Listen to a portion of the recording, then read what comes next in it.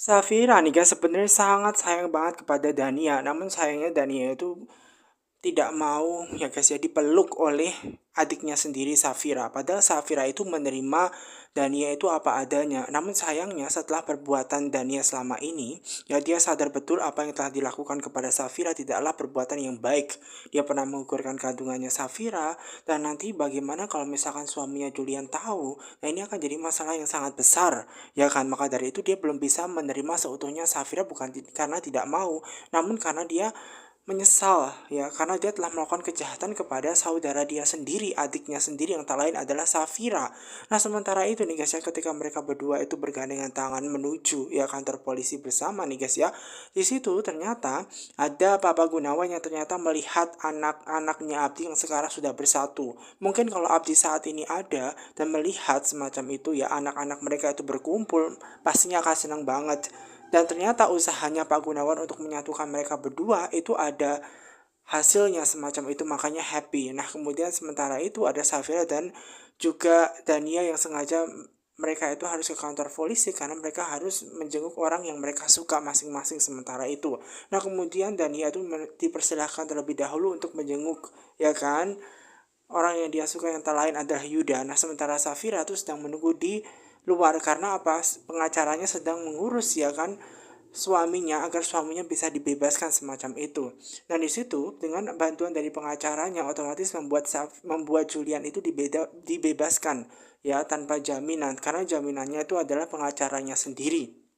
Jadi membuat Julian itu bisa dibebaskan. Namun untuk sementara dia harus berkelakuan baik semacam itu agar dia tidak ditahan. Jadi dia harus menunjukkan kelakuan baiknya semacam itu. Nah sementara Romi itu masih di situ sendirian nih guys ya, karena tidak ada menjamin dia. Dan tidak ada satupun orang yang mau menjamin termasuk istrinya sendiri. Ataupun di situ kakaknya ya. Karena memang Mama Gina sudah tidak mau lagi berurusan dengan adiknya Romi yang bikin masalah sementara itu nih guys. Nah sementara Baby File itu ada yang mengurus yaitu pengacaranya dan juga Mona. Karena Mona akan melakukan apapun untuk bisa mengurus suaminya agar bebas dari kantor polisi. Dan dia tidak akan pernah tinggal diam. Sementara itu nih guys ya, ada suaminya Baby File yang ternyata itu malah berpapasan dengan Yuda. Walaupun ya dia sangat tidak suka banget, namun dia harus menahan nih guys ya amarah dia.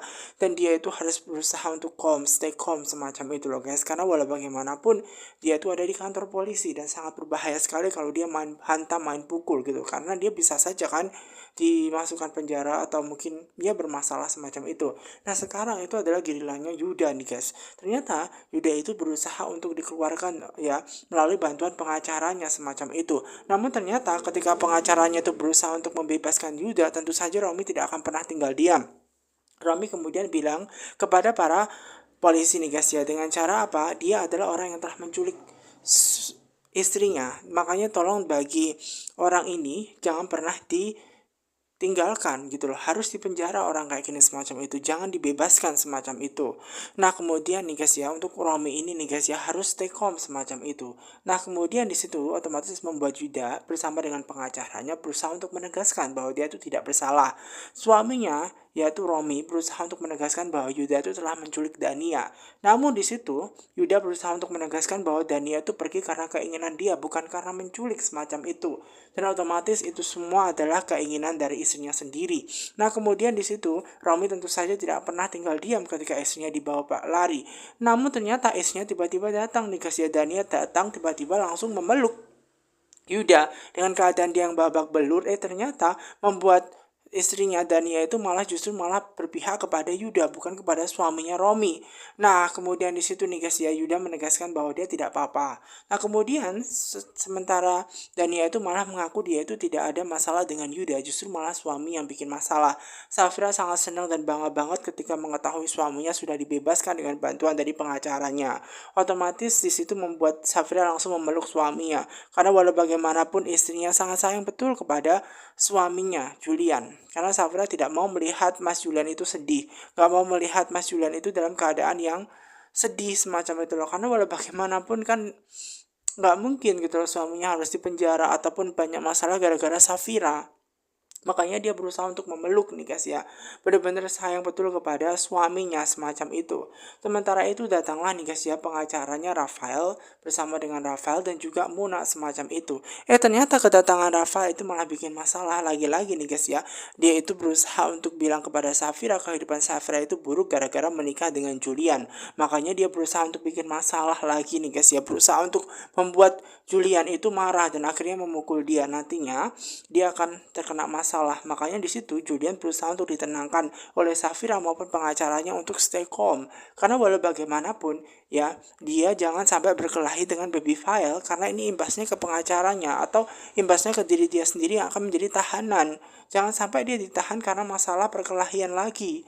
Makanya pengacaranya berusaha untuk menegaskan kepada Julian untuk hati-hati, untuk selalu hati-hati. Nah, kemudian Rafael yang sempat membisikkan sesuatu kepada Julian membuat Julian percaya bahwa yang telah menculik dia pada waktu itu adalah Rafael, melainkan bukan seperti itu. Nah, sementara pengacaranya Yuda itu berusaha tanya kepada polisi bagaimana terkait mengenai ya kan orang yang dipercaya seperti itu Yuda, apakah dia bisa dibebaskan? Namun ternyata Yuda itu ya sementara memang belum bisa untuk dibebaskan. Nah, sementara orang yang pemilik klub itu bisa dibebaskan nih guys ya. Kenapa? Karena dia tidak bersalah karena klubnya tiba-tiba memang dipukuli oleh orang-orang. Jadi dia harus melakukan perlawanan diri. Nah, sementara Dania itu malah memberikan saksi kepada para polisi bahwa dia itu tidak diculik oleh siapapun. Dia tidak dibawa kabur oleh siapapun. Namun dia memang pergi meninggalkan dengan alasan bahwa dia sudah tidak mencintai suaminya Romi. Dia menikah dengan Romi itu pun karena terpaksa. Karena ancaman dulu gara-gara anaknya itu ya sebelum anaknya meninggal itu pernah diancam bahwa akan melakukan tindak kejahatan kepada anaknya kalau dia tidak menikah. Semacam itu dengan Romi. Hidup dia itu nggak bahagia. Rami ini berusaha berkelit-kelit juga nih guys ya. Dia tidak mau kan kalau dia itu di penjara. Karena walau bagaimanapun dia sangat sayang betul kepada Dania, tidak akan pernah melepaskan Dania. Namun Dania akan berusaha untuk malah melaporkan balik nih guys ya kepada Romi. Karena Romi itu orang yang telah mencelakakan semacam itu loh guys. Makanya ngebuat dia itu berusaha bilang bahwa dia akan bikin laporan semacam itu loh guys. Supaya ya yang ditahan itu adalah Romi. Namun di situ nih guys ya, Romi tentu saja akan berusaha melakukan apapun dengan bilang bahasanya dia tidak pernah menculik istrinya sendiri, bahwa dia itu sangat sayang kepada anaknya. Ya kan? Nah, kemudian polisi menegaskan kalau memang Yuda itu bersalah, dia harus punya buktinya, bukti konkret yang menyatakan bahwa memang istrinya itu memang dijahatin oleh Yuda semacam itu. Dia harus punya buktinya. Nah, untuk memiliki bukti tersebut, Romi pengen dibebaskan terlebih dahulu. Namun sayangnya karena Romi tidak ada orang yang menjamin dia, otomatis dia tidak bisa dibebaskan begitu saja. Oleh karena itu, polisi tidak bisa membebaskan dia begitu sangat mudahnya. Harus ada pengacara yang menjamin dia untuk dia bisa keluar. Maka dari itu nih guys, kesempatan Dania adalah bagaimana cara dia bisa mengeluarkan semacam itu. Nah, sementara itu nih guys ya, membuat ya bisikannya Rafael ke telinganya ke telinganya Julian yang menyatakan bahwa dia akan celaka, dia akan mati. Nah, dia teringat dengan kata-kata tersebut ketika dia itu lagi di rampok. Pada waktu itu memang dia sempat disekap ya, bukan dirampok. Tapi dia sempat disekap oleh seseorang dan siapa yang menculik dia nggak tahu. Dia hanya teringat dengan kata-kata sama yang dilontarkan oleh Rafael yang menyatakan bahwa dia akan mati semacam itu. Dan kata-kata itu sangat terbesit. Apa yang dirasakan oleh Julian itulah yang Julian rasakan, bahwa dia percaya orang yang telah mencekik dia, orang yang telah mencelakakan dia, orang yang telah menyekap dia itu adalah Rafael. Karena dia teringat kok pada malam pada waktu itu dia disekap dengan kondisinya dia tidak bisa melihat wajahnya. Dia hanya bisa merasakan suaranya semacam itu. Dan suaranya yang dilontarkan baby file itu ternyata sama dengan saat dia mengucapkan sesuatu di telinganya Julian. Pastinya Rafael orang yang telah menyekap dia semacam itu. Nah, setelah mendengarkan itu tentu saja membuat Julian sangat marah dan malah mencekik balik ya kan. Dan hal tersebut karena kemarahan dia karena sempat diculik. Namun di situ Rafael berusaha untuk menegaskan bahwa bukan Rafael lah yang menculik dia semacam itu ya. Dan Rafael juga menegaskan bukan dia yang menculiknya. Namun sayangnya di situ apa yang dilontarkan oleh Rafael itu sama persis ketika pada waktu dia disekap. Dan itu alasan yang dia rasakan dengan sangat jelas. Namun kemudian Mona itu bilang bahwa bukan Rafael yang jelas yang telah menyekapnya, tapi orang lain yang telah mencekapnya. Karena di situ nggak mungkin Rafael itu melakukan itu semua. Dan Rafael juga mengatakan sejahat-jahatnya dia nggak mungkin menyekap orang dia sendiri juga pernah disekap oleh Yuda. Mana mungkin dia akan menyekap Julian buat apa semacam itu. Dan kemudian hal tersebut tidak dipercaya oleh Julian karena Julian yakin dengan apa yang dia rasakan. Dia yakin apa yang dia rasakan semacam itu. Namun di situ Mona menegaskan bukan suaminya yang telah melakukan hal itu, namun Yuda. Kenapa Yuda? Karena dia punya buktinya semacam itu. Nah, kemudian ketika Mona itu membela suaminya, otomatis tidak dipercaya oleh semua orang di situ karena Mona nggak bisa main bilang begitu saja tanpa ada bukti yang jelas. Nah, di situ nih guys ya, semua orang mendengar perkataan yang dilontarkan oleh Mona yang menyatakan Mona itu tahu buktinya, yaitu orang yang telah menyekap dirinya, yang menculik dirinya. Itu ternyata memang sudah meninggal duluan. Karena jasadnya itu memang ditemukan sudah meninggal, makanya di situ pada waktu itu buktinya tidak dikasihkan kepada polisi. Karena memang Mona punya buktinya semacam itu dan bukan baby file yang melakukan penyekapan itu. Namun apa yang dirasakan oleh Julian itu sangat berbeda. Namun apapun itu, yang jelas bahwa bukan baby file, melainkan Yuda semacam itu. Dan kemudian di situ pengacaranya itu bilang bahwasannya Mona itu tidak bisa sekali lagi untuk bilang tanpa ada bukti yang jelas. Malahan justru dia itu malah bisa di penjara atas ucapan itu karena mencemarkan nama baik seseorang tanpa ada bukti yang jelas. Maka dari itu, sekali lagi, Mona itu ditegaskan oleh pengacaranya Julian bahwa dia tidak bisa asal main ngomong begitu saja tanpa bukti. Mona sekali lagi menegaskan kepada pengacaranya Julian bahwa apa yang dikatakan Mona itu benar. Dia punya bukti. Memang pada waktu itu dia belum sempat memberikan bukti itu kepada polisi karena sudah ditemukan jasad orang yang telah menculik Julian. Makanya dia tidak jadi semacam itu. Dan dia memang tahu betul bahwa di balik semua ini adalah masalah ini terjadi gara-gara Yuda. Yuda itu benci kepada Julian sehingga menculik Julian. Nah, kemudian sementara itu nih guys ya, pemilik Roar Club itu ternyata dibebaskan ya karena memang dia tidak bersalah.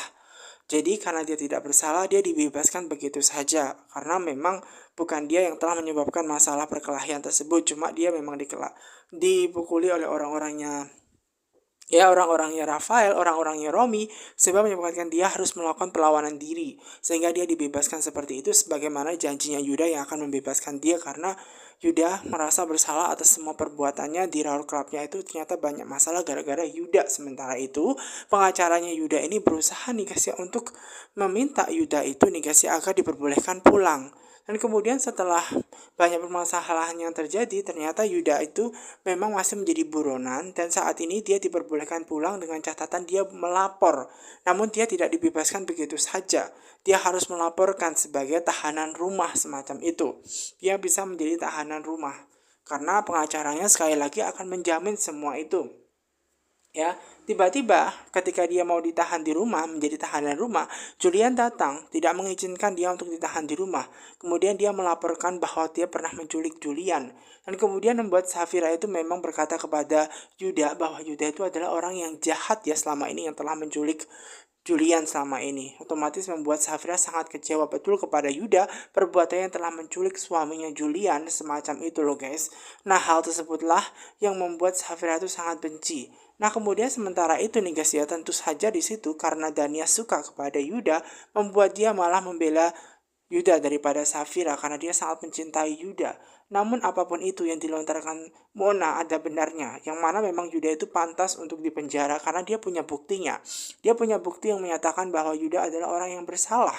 Yuda yang telah menculik Julian semacam itu, dia punya buktinya, pastinya semacam itu. Nah, sementara itu nih guys, yang mendengar Mona itu mengatakan sesuatu membuat Yuda itu pastinya sangat ketar-ketir karena Mona itu punya semua bukti yang menyatakan bahwa memang di situ Julian pernah diculik oleh anak buahnya Yuda, bukan Rafael. Makanya di situ Yuda merasa sangat ketakutan banget atas perbuatan yang ia lakukan sendiri dan otomatis membuat Julian juga tidak akan pernah membiarkan Yuda otomatis itu bebas begitu saja. Apalagi Romi nih guys yang senang melihat Yuda yang mendekam di penjara.